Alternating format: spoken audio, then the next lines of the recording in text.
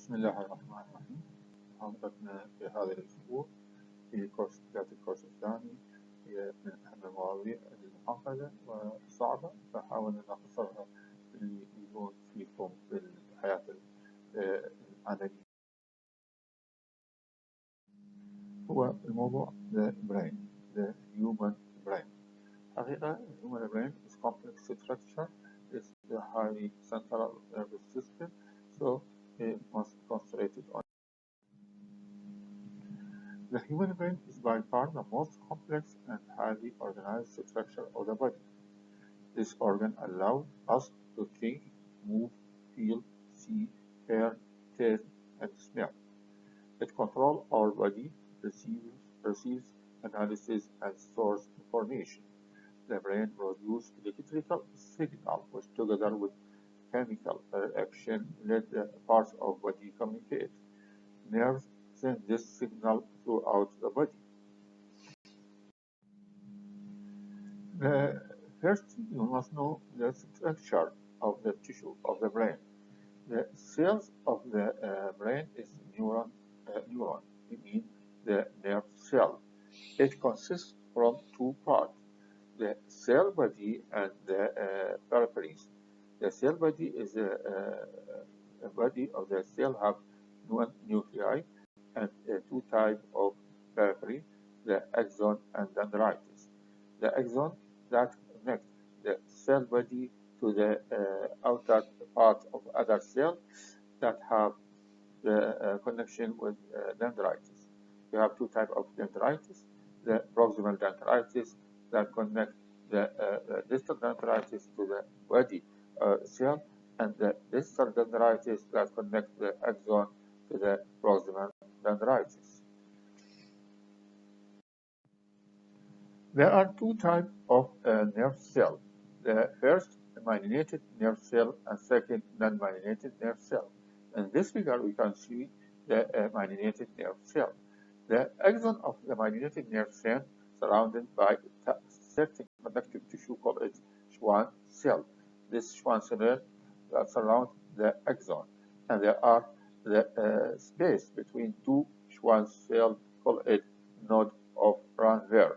So the transmission of impulse through this node of Ranvier to other node and from the body to the axon to the distal dendrites.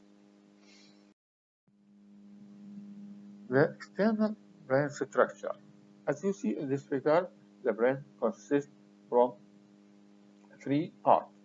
The major part is called cerebrum, and the other part is cerebellum and brainstem. We can see it is two halves. Each part have called it hemisphere. So there are two hemispheres, cerebral hemisphere and two cerebellum hemisphere. That it is the major part of the brain. The brain weight is arranged between 1,300 to 1,400 grams, made up of about mid billion neurons. So it is mid billion nerve cells. The most complex living structure on the universe that called neuroscience makes us who we are. The part of the brain, the first part is cerebrum. The cerebrum is the largest portion of the brain in the cerebrum. It consists of two hemispheres that are connected together at the corpus callosum. We can see at the center of the two hemispheres that connect the right and left hemisphere. The cerebrum is often divided into 5 lobes that are responsible for different brain functions. We can see in this figure that the right and left hemisphere that forming the cerebrum. There are longitudinal fissures that separate the left and right hemisphere from anteriorly to posteriorly that give two half of the cerebrum. The cerebrum surface that have formed neocortex is converted into hundreds of folds. We can see in this figure there are hundreds of folds between the surface of the cerebrum. The neocortex is where all the higher brain functions take place. The neocortex, the cerebral cortex, is a thin layer of cell about 1.5 to 4 millimeter thickness. The cortex provides the connection and pathway for the highest cognitive functions, such as language and abstract thinking. The cerebral cortex containing about 25 billion neurons, more than 62,000 mil of axons, and there are 300,000 million synapses. This is the figure shows the thin layer of the neocortex is dense with neurons that have a high structure that contains many of neurons. This figure shows the cross-section of the cerebrum. We have the two layers. The outer layer called it gray matter, and the inner layer that white matter. The gray matter that have the body cell of the neurons, and the white matter the axon of the neurons, that forming a bundle of axons. There are between the surface many circles that ranging of the gray matter within the white matter.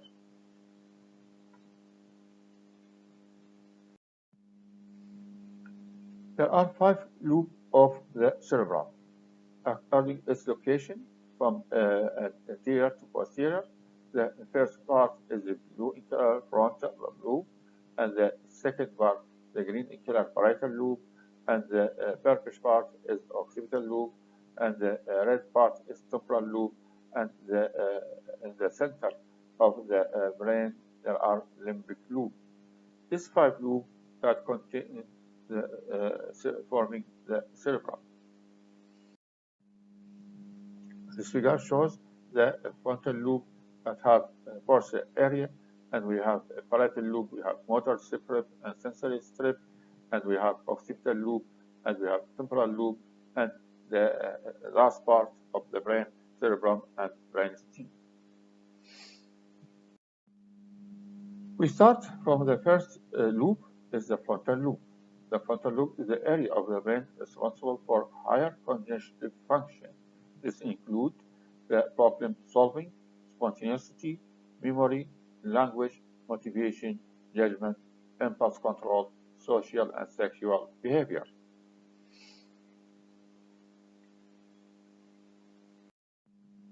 The frontal lobe is located deep to the frontal bone of the skull. It plays an integral role in the following functions or actions. The first, memory formation. Second, emotions. Third, decision-making, reasoning, and the last, personality. There are areas called Broca area, control the facial neurons, speech and language comprehensive, located on the left frontal lobe. Only in the left frontal lobe we can see this area.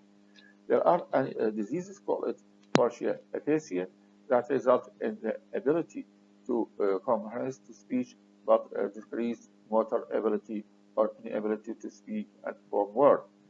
This is the problem if there are any problem in this area of the cerebrum and frontal lobe. The second lobe at the side of the brain, there are temporal lobe. The temporal lobe plays a role in emotions and is also responsible for smelling, tasting, perception, memory, understanding, music, aggressiveness, and sexual behavior. The temporal lobe also contains the language area of the brain. The temporal lobe plays an integral role in the following function: in hearing, organization, comprehensive language, information, verbal memory, and memory formation. We have another area in the temporal lobe called Wernicke's area. This for language comprehensive located on left temporal lobe. Again, only in left temporal lobe we can see this area. And we have there are diseases called it Wernicke aphasia. This language comprehensive is inhibited. Word and sentence are not clearly understood, and sentence formation may be inhibited or non-essential. This is the problem with this area. The third lobe in the upper side of the cerebrum is called its parietal lobe. The parietal lobe plays a role in our sensation of touch, smell, and taste. It also processes sensory and spatial awareness and is a key component in eye-hand coordination and arm movement. The parietal lobe also contains a specialized area called Wernicke's area that is responsible for matching creating words than sound of spoken speech. The parietal lobe plays a major role in the following functions or action. The first, sense and integrated sensation, and second, spectral awareness and precipitation. The fourth lobe at the posterior side of the brain is called its occipital lobe. The occipital lobe is at a rear of the brain and control vision and recognition. The occipital lobe primary function is the processing, integration, interpretation. This is function for vision and visual stimuli. There are Arcuate Fasciculus, a white metal tract that connects both area and Wernicke's area that present in the frontal lobe and temporal lobe and left side of the hemisphere. So this two areas through the temporal parietal frontal lobe allow for coordinated comprehensive speech if any damage may result in conduction aphasia. This conduction aphasia, where auditory, comprehensive, and speech articulation are preserved. Most people find it difficult to repeat their speech. We can see in this figure the left and right hemisphere and what's the function that occur within left and right hemisphere. We can see in the right hemisphere that the opposite hand can control the left hand, and we have other functions that mean rhythmic, half emotional perception, emotional expression, spatial awareness, and creative and dimension and catalyst all picture. This right hemisphere is called it holistic thinking mode. In left hemisphere, we can see the opposite hand, right hand control. This is another function, optimistic health, half positive emotion control, writing, language, scientific skill, and mathematics, list, and logic. And left hemisphere called linear thickening mode.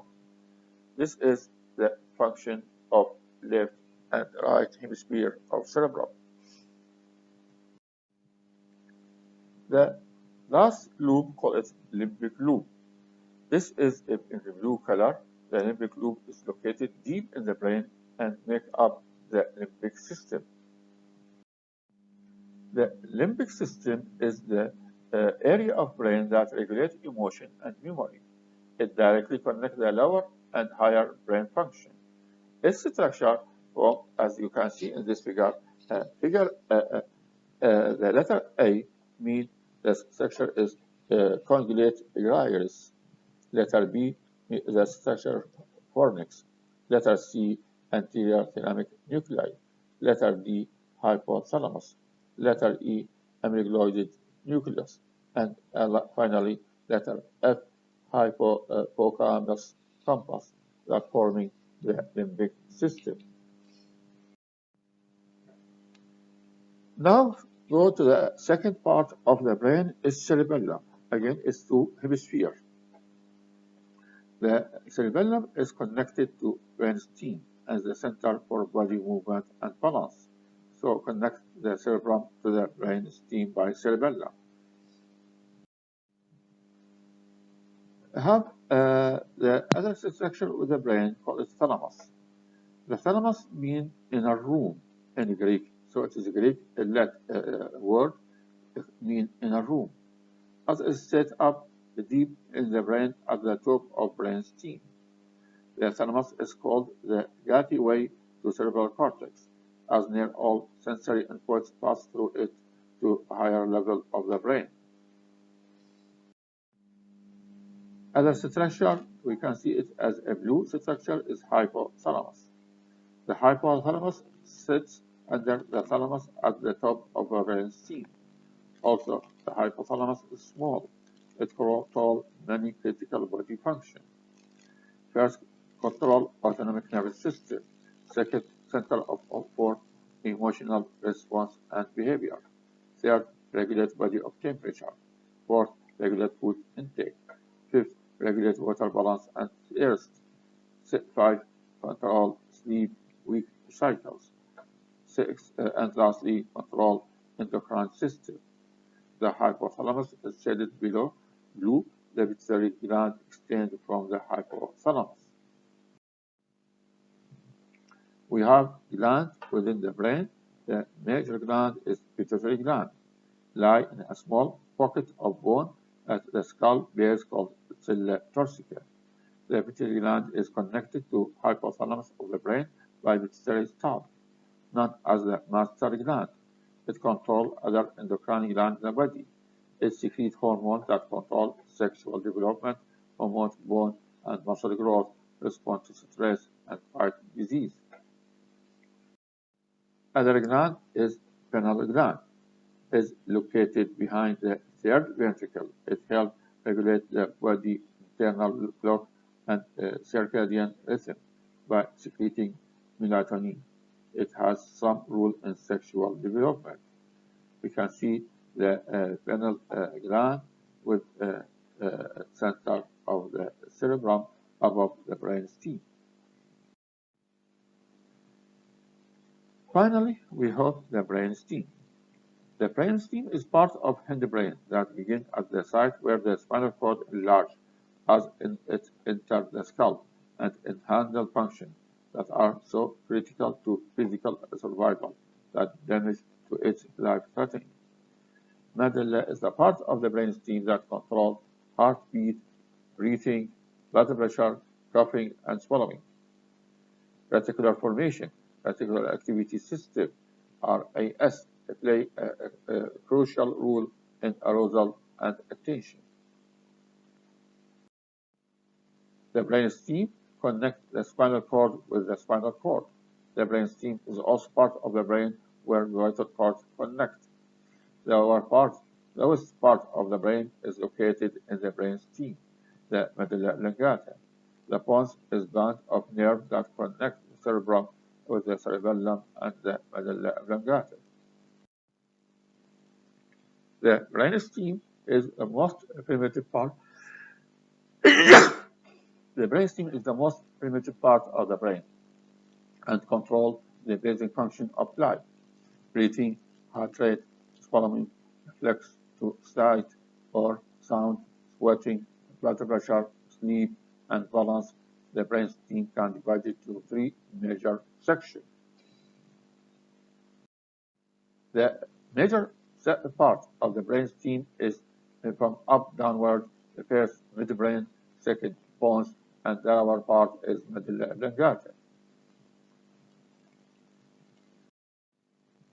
The first part is higher part of the brainstem is midbrain, lie between the hindbrain and forebrain, act as a ready station through which the basic physiological function of the hindbrain are linked to the conjunctive function of the forebrain. Substantia nigra is located in the brain and is composed of darkly covered nuclei of nerve cells that control our unconsciousness motor action. So this area, if patient has been sleeping or become unconscious, can control the function of the physiological function of the body. Second part, in the middle part of the brain stem, below the midbrain, is the pons. The Pons is rounded brainstem region between the midbrain and middle oblongata. In fact, Pons means bridge in Latin. It is Latin word that means connection as a bridge. The main function of the Pons is to connect the cerebrum to the rest of the brain and to modify respiratory output of medulla oblongata. The Pons is the origin of several cranial nerves. The last part, lower part that connects the brainstem is medulla oblongata. The medulla oblongata merge seamlessly with the spinal cord and create the base of brainstem. The medulla oblongata is primarily control center for vital involuntary reflex such as swallowing, vomiting, sneezing, coughing, and regulation of cardiovascular and respiratory activity. The medulla is also the origin of many cranial nerves. Within the brain, we have other structure called ventricles. The ventricles are complex series of space and tunnels through the center of the brain. The ventricles secrete cerebrospinal fluid, which suspend the brain in the skull. The ventricle also provide route for chemical messengers that are widely distributed through the central nervous system. Other structure, basal ganglia, that include caudate, humatin, and global ballates. This nuclei work with the cerebellum to coordinate the fine motion, such as fingertip movement.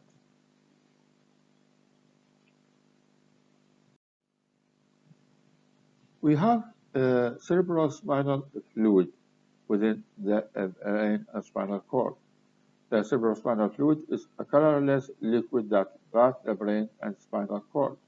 It forms within the ventricle of the brain and is circulated throughout the central nervous system. The cerebrospinal fluid fills the ventricle and meninges, allowing the brain to float within the skull. We have the cranial nerves. The brain communicates with the body through spinal cord and 12 pairs of cranial nerves. 10 of the 12 pairs of cranial nerves that control hearing, eye movement, facial sensation, taste, swallowing, and movement of the face, neck, shoulder, tongue, muscle originate in the brainstem. The cranial nerve for smell, and vision originated in cerebrum.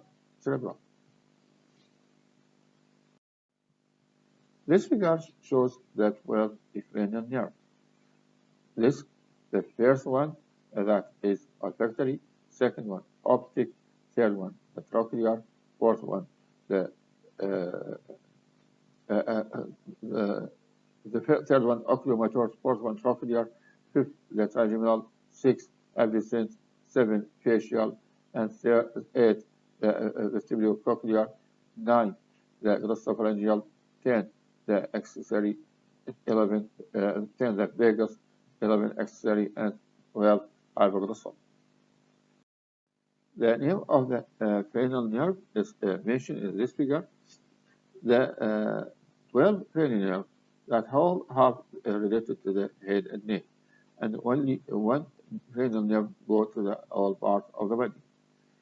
The first one is olfactory nerve for olfaction, smelling, and the second one optic nerve for the vision. Third one and fourth and sixth one the oculomotor nerve, trochlear nerve, abducens nerve, third movement of muscle of the orbit. The fifth one trigeminal nerve for the head, mainly the face innervation, and the seventh one is the facial nerve for the facial muscle of expression and other muscles. The vestibulocochlear nerve, the eighth cranial nerve for hearing and balance, and there are glossopharyngeal nerve and vagus nerve, accessory nerve, and hypoglossal nerve for the other part of the neck and head and other parts of the body. Thank you for your listening this lecture.